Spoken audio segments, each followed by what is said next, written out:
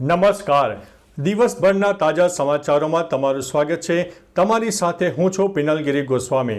સમાચારો વિસ્તારથી જાણીએ એ પહેલા મહત્વના સમાચારો ઉપર એક નજર. નમસ્કાર મિત્રો. આજે તારીખ 12મી માર્ચ 2025 મહત્વની હેડલાઇન્સ ઉપર નજર નાખીએ તો વધુ એક ગુજરાતીને વિદેશ જવાનો મોહ ભારે પડ્યો છે. વાત છે વિદ્યાનગરની. ત્યારે આગળ વાત થશે અમદાવાદ મ્યુનિસિપલ કોર્પોરેશન સ્કૂલ બોર્ડે વિદ્યાર્થીઓના હિતમાં લીધો છે મહત્વનો નિર્ણય. આગળ વાત થશે અંબાલાલ પટેલની રાહત આપતી આગાહી સામે આવી છે. ત્યારે વાત થશે ધોરણ બોર્ડની પરીક્ષા હવે પૂર્ણ થઈ ગઈ છે. આગળ વાત થશે 50 વર્ષના ઇતિહાસમાં સૌથી મોટી મંદી, મોટી હડતાલ પણ થશે. ત્યારે વાત થશે સુરતની હોટેલમાં દેહ વ્યાપારનો પર્દાફાશ કરવામાં આવ્યો છે. આગળ વાત થશે વિદ્યાર્થી પર અત્યાચાર મુદ્દે ડીઈઓની ટીમે શાળાને નોટિસ ફટકારી છે. ત્યારે વાત થશે 80%થી વધુ ગ્રામીણ ઘરોને નળનું પાણી મળી રહ્યું છે. આગળ વાત થશે મુંબઈથી ન્યુયોર્ક જતી એર ઇન્ડિયાની ફ્લાઇટમાં બોમ્બની ધમકી મળી હતી. ત્યારે વાત થશે ગંગાજળ વિવાદમાં રાજ ઠાકરે ઉપર બીજેપી નેતાનો પ્રહાર સામે આવ્યો છે. આગળ વાત થશે ઉનાળાની શરૂઆતે રોગચાળો વકર્યો છે. વાત છે રાજકોટની. આગળ વાત થશે પાણી માટે ગ્રામજનો થઈ રહ્યા છે પરેશાન. વાત છે બનાસકાંઠાના અમીરગઢ તાલુકાની. આગળ વાત થશે હથિયાર સાથે રીલ બનાવતી વાયરલ કરાતા યુવકની ધરપકડ કરવામાં આવી છે. ત્યારે વાત થશે ભૂપેશ બઘેલના ઘરે ઈડીની રેડ હવે સમાપ્ત થઈ ગઈ છે. હવે મિત્રો સમાચારો વિસ્તારથી. છત્તીસગઢના ભૂતપૂર્વ સીએમ ભૂપેશ બઘેલના ઘરે ઈડીના દરોડા સમાપ્ત થઈ ગયા છે. ઈડીના અધિકારીઓ ભૂપેશ બઘેલના નિવાસસ્થાનેથી નીકળી ગયા છે. ભૂપેશ બઘેલના પુત્રને મંગળવારે ઈડી દ્વારા પૂછપરછ માટે બોલાવવામાં આવ્યા છે. ભૂપેશ બઘેલના ઘરમાંથી ઈડીના અધિકારીઓ બહાર આવ્યા કે તરત જ કોંગ્રેસના કાર્યકરોએ તેમને ઘેરી લીધા હતા. આ દરમિયાન કોંગ્રેસ કાર્યકરો અને પોલીસ કર્મચારીઓ વચ્ચે ઘણી ઝપાઝપી પણ થઈ હતી. મિત્રો અન્ય મહત્વના સમાચારની વાત કરીએ તો હથિયાર સાથે રીલ બનાવી વાયરલ કરતા યુવકની ધરપકડ કરવામાં આવી છે. અમદાવાદ ક્રાઇમ બ્રાન્ચે હથિયારો સાથે રીલ બનાવીને સોશિયલ મીડિયા પર અપલોડ કરનાર તત્વો સામે ખાસ પગલાં લેવાની કવાયત હાથ ધરી છે. જે અંતર્ગત વટવાના એક યુવકને તમંચા અને કારતૂસ સાથે ઝડપી લેવામાં આવ્યો છે. ઉપરાંત શહેરભરમાં ઘરફોડ અને મંદિરોમાં ચોરી કરતી ગેંગને પણ ઝડપી લેવામાં આવી છે. જ્યારે વોન્ટેડ આરોપીઓને પણ ઝડપી લેવામાં આવ્યા છે. મિત્રો અન્ય મહત્વના સમાચારની વાત કરીએ તો પાણી માટે ગ્રામજનો થઈ રહ્યા છે પરેશાન. બનાસકાંઠાના અમીરગઢ તાલુકાના ગામડાઓમાં પાણીની ફોકારો પડવાની શરૂઆત થઈ ગઈ છે. કાકવાડા ગામમાં પાણીની પારાયણ વચ્ચે બનાસ નદીમાંથી માથે બેડા ઉપાડીને ગૃહિણીઓ પાણી લેવા માટે જઈ રહી છે. મહિલાએ માંગ કરી છે કે તંત્ર દ્વારા કોઈ સુવિધા કરી આપવામાં આવે. પંચાયતના બોરમાં ખરાબ પાણી આવતા લોકોને ઝાડા ઉલટી જેવા રોગો પણ થઈ રહ્યા છે. ગામના લોકોનું કહેવું છે કે છેલ્લા 2 વર્ષથી આ સમસ્યાનો સામનો ગામના લોકો કરી રહ્યા છે. મિત્રો અન્ય મહત્વના સમાચારની વાત કરીએ તો ઉનાળાની શરૂઆતે રોગચાળો વકર્યો. ઉનાળાની શરૂઆત થતાં જ રાજકોટમાં રોગચાળો વકર્યો છે. મહાનગરપાલિકાના ચોપડે ટાઇફોઇડ, ડેન્ગ્યુ અને કમળાના દર્દીઓ નોંધાઈ રહ્યા છે. જોખમી ટાઇફોઇડ તાવના 3, કમળાના 4 દર્દીઓ તેમજ ડેન્ગ્યુના 2 સહિત વિવિધ રોગોના મળીને 1991 કેસ નોંધાતા આરોગ્ય વિભાગ વધુ સતર્ક બન્યું છે. મચ્છરોનો ત્રાસ દૂર કરવા, ગાંડી વેલ દૂર કરવા તેમજ ફોગિંગ સાથે દવાઓના છંટકાવ સહિતની કામગીરી વધુ ઝડપી હાથ ધરવામાં આવી રહી છે. મિત્રો અન્ય મહત્વના સમાચારની વાત કરીએ તો ગંગાજળ વિવાદમાં રાજ ઠાકરે ઉપર બીજેપી નેતાનો પ્રહાર. ગંગાજળને લઈને મહારાષ્ટ્ર નવનિર્માણ સેનાના વડા રાજ ઠાકરેના વિવાદાસ્પદ નિવેદન બાદ રાજકીય ખળભળાટ મચી ગયો છે. જે અંગે રાણે કહ્યું છે કે મેં તેમને બકરી ઈદ વિશે આવો સવાલ પૂછતા ક્યારેય જોયો નથી. બકરી ઈદ દરમિયાન ઘણી નદીઓ અને પાણીમાં વહી જાય છે. શા માટે તેના વિશે કોઈ બોલવાની હિંમત કરતું નથી?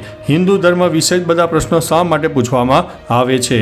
મિત્રો અન્ય મહત્વના સમાચારની વાત કરીએ તો મુંબઈથી ન્યુયોર્ક જતી એર ઇન્ડિયાની ફ્લાઇટમાં બોમ્બની ધમકી.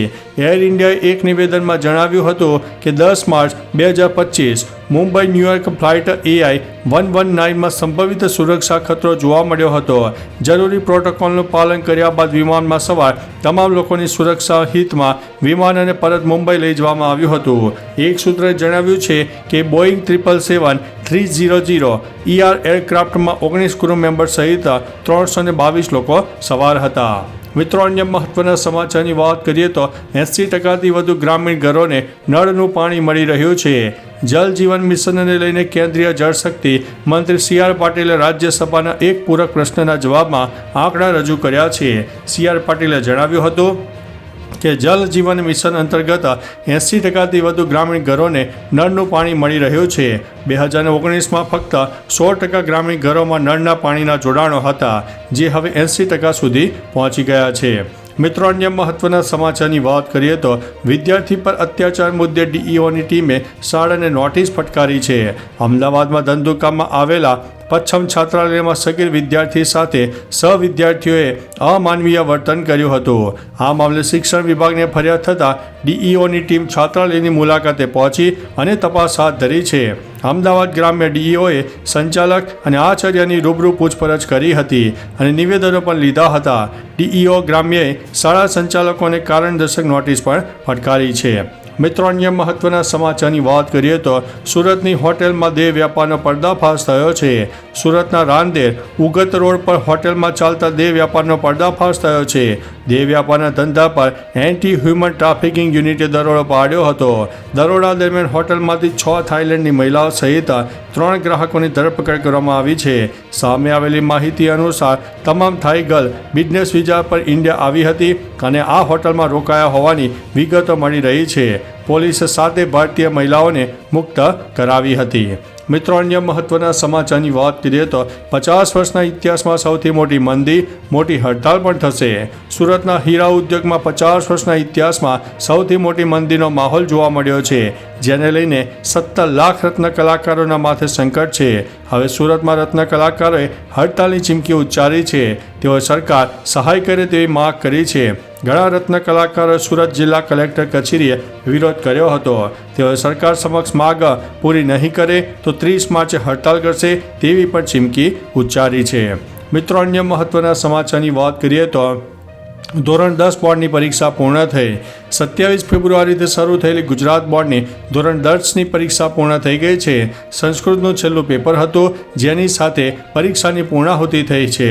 ઉપરાંત મિત્રો, 11 માર્ચથી પેપર તપાસવાનું કામકાજ પણ શરૂ થઈ ગયું છે. શિક્ષકો પરીક્ષા પેપર તપાસવામાં વ્યસ્ત થઈ જશે. દર વર્ષ કરતાં આ વર્ષે 2 અઠવાડિયા વહેલા બોર્ડની પરીક્ષા લેવાઈ છે, તેથી પરિણામ વહેલું આવી શકે છે. મિત્રો, અન્ય મહત્વના સમાચારની વાત કરીએ તો અંબાલાલ પટેલની રાહત આપતી આગાહી. ગુજરાતમાં ગરમીનો પારો વધ્યો છે. ઘણા વિસ્તારોમાં લોકો પરસેવે રેબઝેબ થઈ રહ્યા છે. આ વચ્ચે અંબાલાલ પટેલે રાહતના સમાચાર આપ્યા છે. તેમણે આગાહી કરી છે કે 15 માર્ચથી ગરમીમાં આંશિક ઘટાડો થશે. કેટલાક વિસ્તારોમાં મહત્તમ તાપમાન 33થી 36 ડિગ્રી રહી શકે છે. ઉત્તર અને મધ્ય ગુજરાતના ભાગોમાં 34થી 36 ડિગ્રી અને દરિયાકાંઠાના ભાગોમાં મહત્તમ તાપમાન 33 ડિગ્રીની આસપાસ રહી શકે છે. હોળીના દિવસોમાં હવામાનમાં પલટો પણ આવી શકે છે. મિત્રો, અન્ય મહત્વના સમાચારની વાત કરીએ તો અમદાવાદ મ્યુનિસિપલ કોર્પોરેશન સ્કૂલ બોર્ડે વિદ્યાર્થીઓના હિતમાં લીધો છે મહત્વનો નિર્ણય. આગામી દિવસોમાં હીટવેવની આગાહી પણ હવામાન વિભાગે વ્યક્ત કરી છે, જેને લઈને અમદાવાદ મ્યુનિસિપલ કોર્પોરેશન સંચાલિત સ્કૂલ બોર્ડ દ્વારા વિદ્યાર્થીઓના હિતમાં એક મહત્વનો નિર્ણય લેવામાં આવ્યો છે. વિદ્યાર્થીઓને હીટવેવની અસર ન થાય તે માટે અમદાવાદ મ્યુનિસિપલ સ્કૂલ બોર્ડના શિક્ષક યુનિયન દ્વારા હજુ પણ સમયમાં ફેરફાર કરી વિદ્યાર્થીઓને રાહત મળે તેવી માંગ કરવામાં આવી રહી છે. મિત્રો, અન્ય મહત્વના સમાચારની વાત કરીએ તો વધુ એક ગુજરાતીને વિદેશ જવાનો મોહ ભારે પડ્યો છે. વિદ્યાનગરમાં આવેલી વિઝા કન્સલ્ટન્સીના સંચાલકે યુકેના વિઝા આપવાના બહાને યુવક પાસેથી 20.85 લાખ રૂપિયા ખંચેરી લીધા. તે પછી 2 વખત ફાઇલ સબમિટ પણ કરી, જેમાં ફાઇલ કેન્સલનો મેસેજ આવતા તપાસ કરી તો તેમાં યુવકને 10 વર્ષનો પ્રતિબંધ લાગ્યો હતો, જેમાં તેણે સંચાલક પાસેથી 20 લાખ રૂપિયા પરત માગતા શખ્સે હાથ ઊંચા કરી દીધા હતા. તો ચાલો મિત્રો, ફરીથી દેશ અને દુનિયાના સુપરફાસ્ટ સમાચાર લઈને મળતા રહીશું. ત્યાં સુધી અમને રજા આપશો. નમસ્તે.